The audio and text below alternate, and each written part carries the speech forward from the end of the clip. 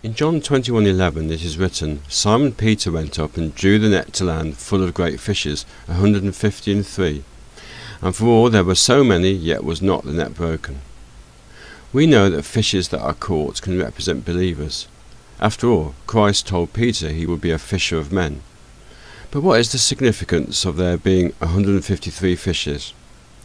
In this video we will compare John 21 with another example where 153 also occurs, namely the 153 men sent by Ahaziah to see Elijah. Before we consider the links with Ahaziah and John 21, we need to identify some general links between Elijah and this chapter. Girding is a theme particularly associated with Elijah.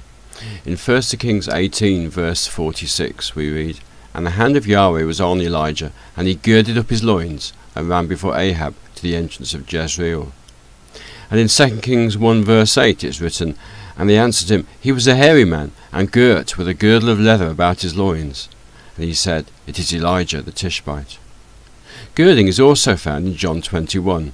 Verse 7 says, Now when Simon Peter heard that it was the Lord, he girt his fisher's coat unto him, for he was naked, and he cast himself into the sea. In verse 18, Christ mentions Peter girding himself as one of the tokens of his independence which he would one day lose. Verily, verily, I say unto thee, when thou wast young, thou girdest thyself, and walkest whither thou wouldst.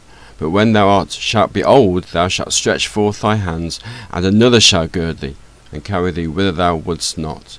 In the record concerning Elijah, the third, as part of a sequence, occurs on a couple of occasions. In 1 Kings 18, after water had been poured twice upon the altar, it is written of Elijah, and he said, Do it the third time. And they did it the third time. In 2 Kings 1 verse 13, when the captains and their 50s approached Elijah, it was the third group that survived. And he sent again a captain of the third 50 with his 50, and the third captain of 50 went up. Likewise, a third occurs also in John 21. In verse 14 it says, This is now the third time that Jesus showed himself to his disciples, after that he was risen from the dead. And in verse 17 we read, He saith unto him the third time, Simon, son of Jonas, lovest thou me? In 1 Kings 19, when Elijah cast his mantle upon Elisha spoke of how he would follow Elijah. And he left the oxen and ran after Elijah, and said, Let me, I pray thee, kiss my father and my mother, and then I will follow thee. In John 21, Christ twice commands Peter to follow him. Verse 19 says, This spake he, signifying by what death he should glorify God. And when he had spoken this, he saith unto him, Follow me. And in verse 22 we read, Jesus saith unto him, If I will that he tarry till I come, what is that to thee? Follow thou me. There is another link in John 21 verse 22 with Elijah, for Christ says, If I will that he tarry. Tarrying is also found with regard to Elijah and Elisha. In 2 Kings 2, prior to being taken away by the whirlwind, Elijah tells Elisha 3 times to tarry, but each time Elisha insists on following Elijah. In verse 2 we read, And Elijah said unto Elisha, Tarry here, I pray thee, for Yahweh hath sent me to Bethel. Verse 4 says, And Elijah said unto him, Elisha, tarry here, I pray thee, for Yahweh hath sent me to Jericho. And in verse 6 we read, And Elijah said unto him, Tarry, I pray thee, here, for Yahweh hath sent me to Jordan. Having identified some general links between John 21 and Elijah, we will now consider some specific points with regard to Ahaziah. 2 Kings 1 opens with the statement, Then Moab rebelled against Israel after the death of Ahab. The full implications of this are seen in chapter 3, where we read, And Mesha king of Moab was a sheepmaster, and rendered unto the king of Israel 100,000 lambs, and 100,000 rams with the wool. But it came to pass, when Ahab was dead, that the king of Moab rebelled against the king of Israel. So, by comparing these verses with the beginning of 2 Kings, we see that part of the background of chapter 1 is the halting of the delivery of thousands of lambs to Israel. This contrasts with the words of the Lord Jesus in John 21, when he said to Peter, Feed my lambs. 2 Kings 1 verse 2 states, And Ahaziah fell down through a lattice in his upper chamber that was in Samaria, and was sick. And he sent messengers and said unto them, Go, inquire of Beelzebub, the god of Ekron, whether I shall recover of this disease. The Hebrew word translated lattice occurs 15 times in the Old Testament. On the screen there is an extract from Strong's Concordance showing the different renderings in the AV. The most common translation is network, and the word is usually used of a decorative feature on the pillars of the temple.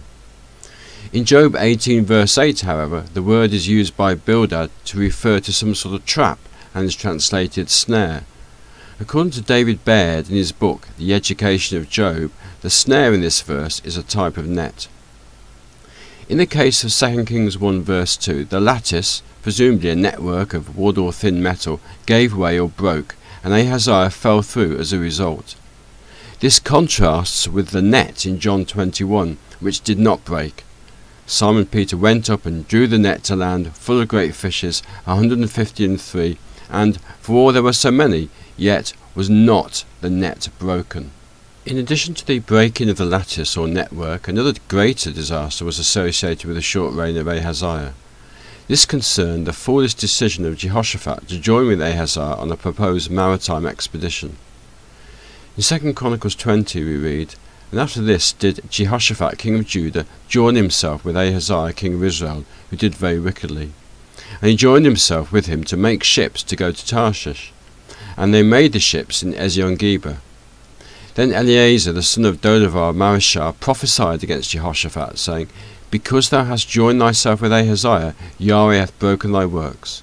And the ships were broken, that they were not able to go to Tarshish." The broken ships, together with the broken lattice, are reminiscent of the incident in Luke 5 when, as in John 21, a great multitude of fishes is provided. However, in Luke 5, the ships begin to sink and the net breaks. We read, "And when they had this done, they enclosed a great multitude of fishes, and their net brake. And they beckoned unto their partners which were in the other ship, that they would come and help them. And they came and filled both the ships, so that they began to sink." They were having to rely on their own strength, and, as in the case of Ahaziah, the flesh was found wanting. The failure of the lattice had profound consequences, not only for Ahaziah, but also for the men he sent to Elijah. A total of 153 people are sent by Ahaziah to Elijah. The 153 consisted of 3 captains, each with 50 men under him. In verse 9 we read, "Then the king sent unto him a captain of 50 with his 50. Verse 11, "Again also he sent unto him another captain of 50 with his 50. And then finally verse 13, "And he sent again a captain of the third 50 with his 50. Of these 153, 102 would die by fire from heaven. The other 51 only survived because of the humble plea of their captain. If the lattice or network had supported Ahaziah, all 143 would have survived. On the other hand, all the 153 fishes were safely brought to land." When the Samaritan village did not receive Christ, Luke writes, "And when his disciples James and John saw this, they said, Lord, wilt thou that we command fire to come down from heaven and consume them, even as Elias did? But he turned and rebuked them and said, Ye know not what manner of spirit ye are of. For the Son of Man is not come to destroy men's lives, but to save them." Elisha means God saves, and thus, as Christ had come to save, he came in the spirit of Elisha, not Elijah. The 153 fishes contrast with the 153 men in 2 Kings 1. 2/3 of the 153 men who came to see Elijah were killed. But all 153 fishes were, as it were, saved by Christ.